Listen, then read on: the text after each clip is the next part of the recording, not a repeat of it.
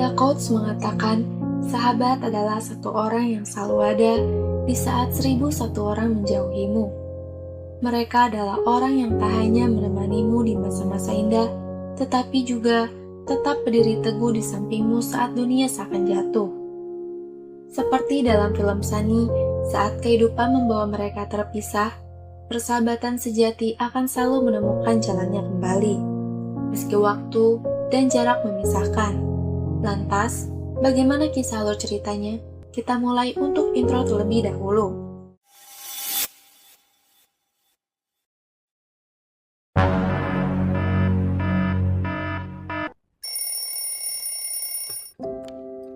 Film yang diawali dengan adegan yang menampilkan seorang wanita parubaya bernama Inami.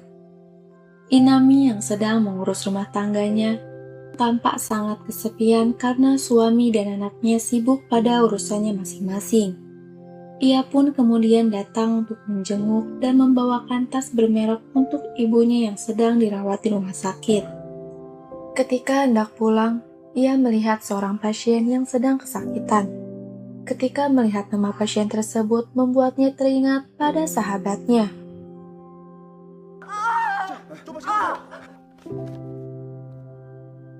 Keesokan harinya, Nami pun datang mengunjungi ibunya kembali.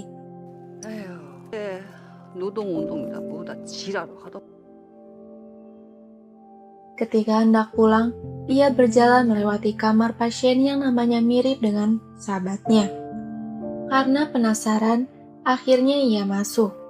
Tak lama pasien tersebut menyapanya dengan sebuah nyanyian. 그저 눈치만 보고 있지. Setelah melihatnya, Nami pun tampak bahagia karena pasien tersebut adalah Junhwa, yang merupakan sahabatnya sewaktu sekolah. Ia pun kemudian menceritakan kondisi yang dialaminya, dan membuat permintaan kepada Nami agar bisa mempertemukan dengan semua anggota grup Sunny sebelum ia tutup usia. 써니,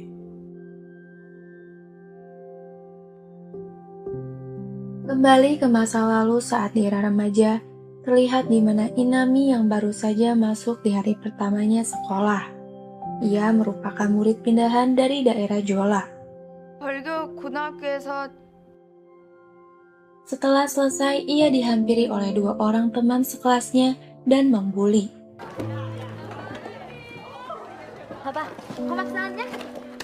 Tak lama kemudian datang seorang gadis menolongnya. Gadis itu adalah Junhwa remaja yang sebelumnya berada di rumah sakit. Junhwa dikenal karena keterampilannya bertarung yang sangat luar biasa. Saat di kantin, ia dihampiri oleh Jin Hee dan Jang Mi.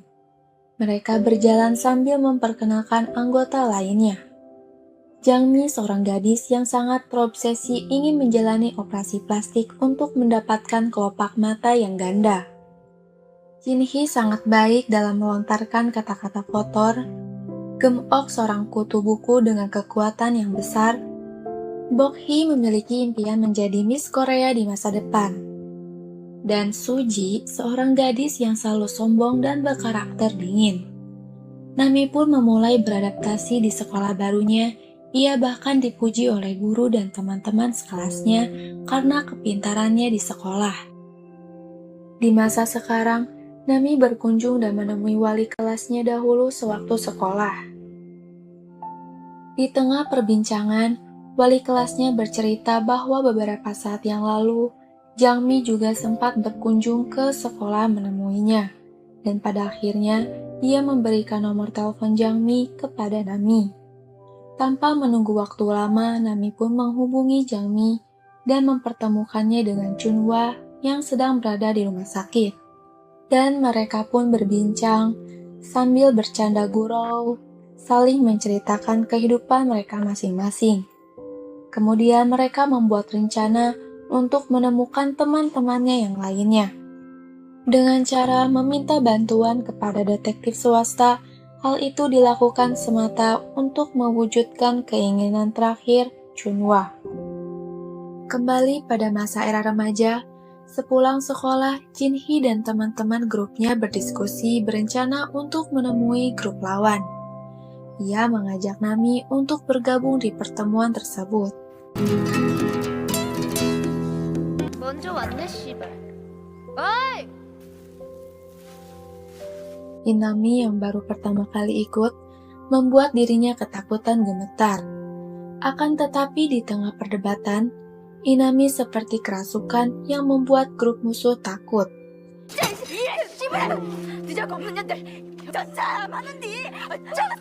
Dengan atas tingkah lakunya yang pada akhirnya melarikan diri tak karuan. Setelah kejadian tersebut, mereka mengadakan pesta kecil-kecilan di rumah Jangmi untuk merayakan kemenangan mereka sekaligus menyambut anggota ketujuh grup Sunny. Tak disangka di momen itu juga, Nami bertemu dengan pria tampan bernama Junho.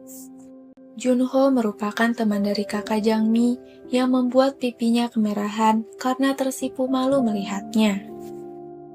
Beralih ke masa sekarang, Nami menerima telepon bahwa kini keberadaan Jinhee telah ditemukan. Ia dan Jangmi pun segera pergi menemuinya. Setelah berbincang-bincang, mereka melihat Jinhee dan pergi bersama ke rumah Gem-ok. Ia diremehkan oleh mertuanya karena tidak memiliki pekerjaan. Gem-ok pun akhirnya tidak bisa pergi menuju Junhwa ke rumah sakit. Ia hanya menitipkan uang untuknya. Di malam harinya, Nami mendapati wajah putrinya yang lebam. Karena penasaran, akhirnya ia mengikuti putrinya secara diam-diam dan tidak menemukan hal yang mengganjal. Keesokannya, Jinhee datang untuk pertama kalinya mengunjungi Junhwa di rumah sakit. Mereka pun berbincang dan saling melepas rindu satu sama lain. 야, 너도 그냥 확 바람 펴버려. 너 나중에 위자료 못 챙겨받는 거 아니냐? 어때? Selanjutnya, Nami sedang dalam perjalanan untuk menjemput putrinya. Namun, di tengah perjalanan, ia mendapati putrinya sedang dibully di dalam sebuah gang oleh siswi lain.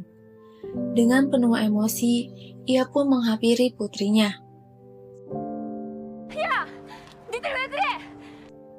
Di sebuah taman di tengah kota, Jangmi, Jinhee, Nami, dan Junhwa berkumpul untuk balas dendam pada siswi yang membuli putri Nami.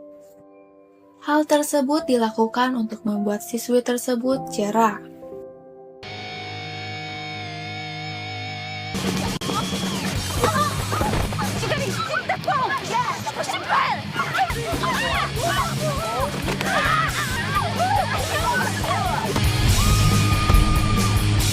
Kembali ke masa lalu Nami yang menyukai Junho diam-diam mengikutinya hingga ke kafe khusus orang dewasa. Di saat perhatiannya teralihkan, Junho pun menghilang dari pandangannya. Nami pun mencarinya, namun Junho yang mengetahuinya menghampiri Nami dan memasangkan headphone di telinganya. Nami yang tersipu malu kemudian keluar untuk menenangkan diri. Tak disangka ia dihampiri dan dibully oleh grup musuh yang juga berada di kafe tersebut.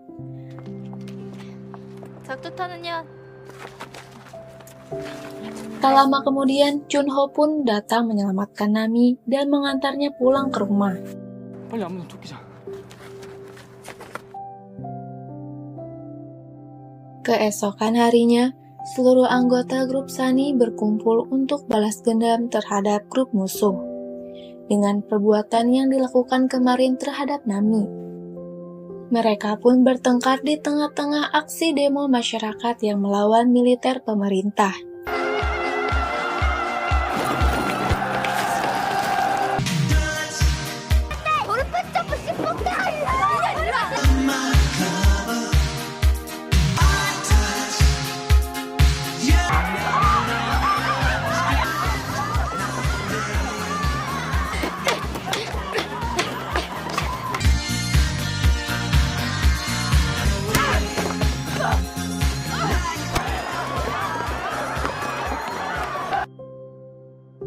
sisi selanjutnya, tampak seluruh anggota grup Sunny sedang berlatih sebuah tarian untuk acara festival di sekolah. Karena gerakan Nami yang terlalu payah membuat Suji marah.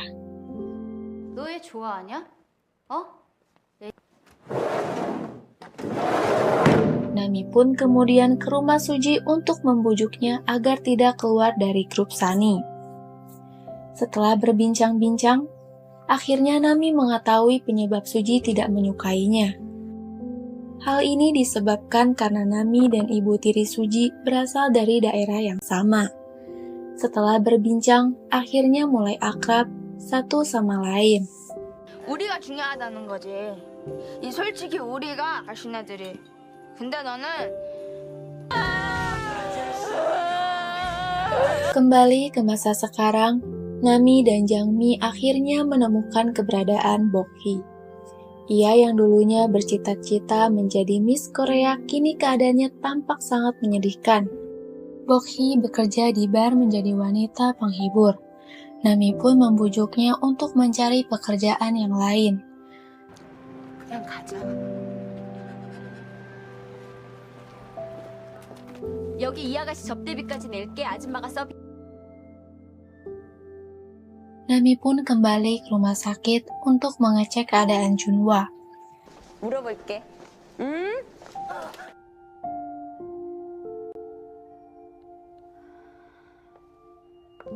Saat hendak pulang, Junhwa pun terbangun dan memberikan amplop berisi kaset yang ternyata isinya adalah rekaman sebuah pesan untuk diri mereka sendiri di masa depan.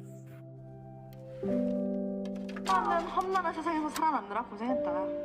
어떻게나 수다야. 남자들만 살아남는. Setelah melihat video tersebut, Nami pun bersedih karena kenyataannya impian mereka tidak sesuai dengan apa yang diimpikan dahulu sewaktu masih sekolah dulu. Kita kembali ke adegan masa lalu, tampak Nami sedang dihampiri oleh gadis yang membulinya. Ketika pertama kali masuk sekolah, gadis itu tampak cemburu melihat keakraban Nami dan teman-temannya yang lain. Nami pun memintanya untuk bertemu di belakang sekolah.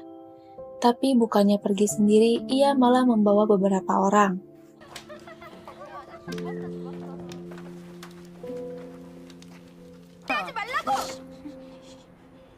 똑같 해야지. 어이 청년. Melihat kejadian tersebut, Suji pun bergegas membantu Nami dan berhasil mengalahkan mereka semua.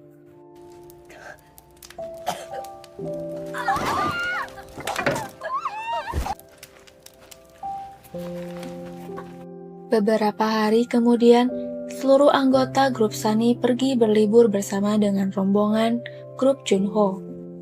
Di dalam bis, terlihat Nami sedang melukis Junho secara diam-diam.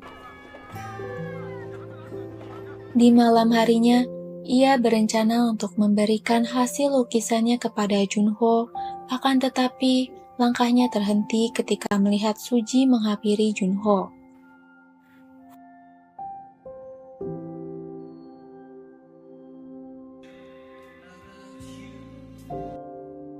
Festival sekolah pun dimulai tak lama lagi, grup Sunny pun akan tampil di belakang panggung. Nami pun bersikap canggung terhadap Suji. Ia pun kemudian ke kantin dan di sana ia dihampiri oleh gadis yang sering membunuhnya di sekolah dan mengganggunya. 선일텐을 처먹으면 먹어봐. Kabar itu pun langsung sampai di grup Sunny. Mereka pun segera bergegas menuju ke kantin untuk mengecek keadaan Nami.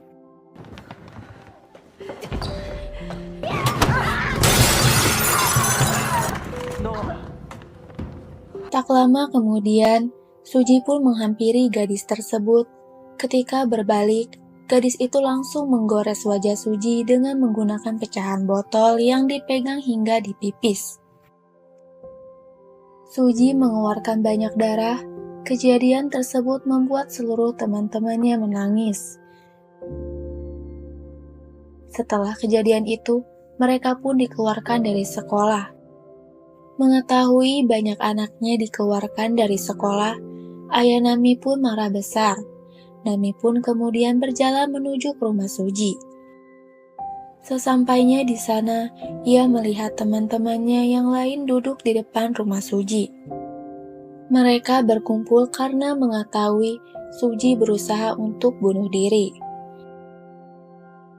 Di sana, mereka pun membuat sebuah janji bahwa suatu saat nanti mereka akan bertemu kembali dan membawa Suji menarikan tarian yang tidak bisa mereka tampilkan di acara festival sekolah tadi.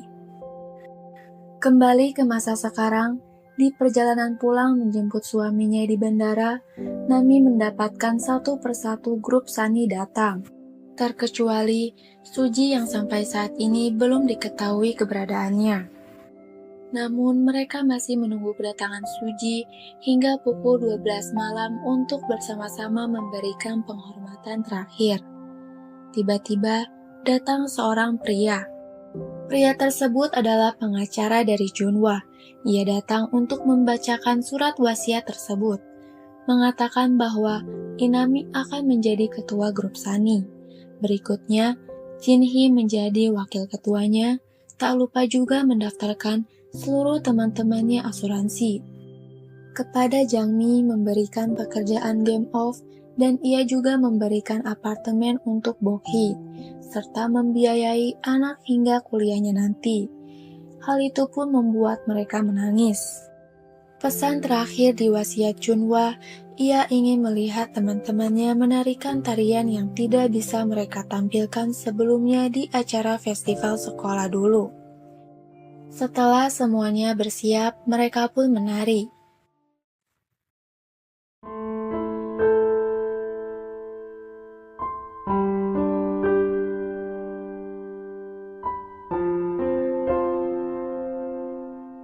Dari film ini memperlihatkan bahwa rasa solidaritas merupakan bukti kalau persahabatan mereka tak pernah lekang oleh waktu.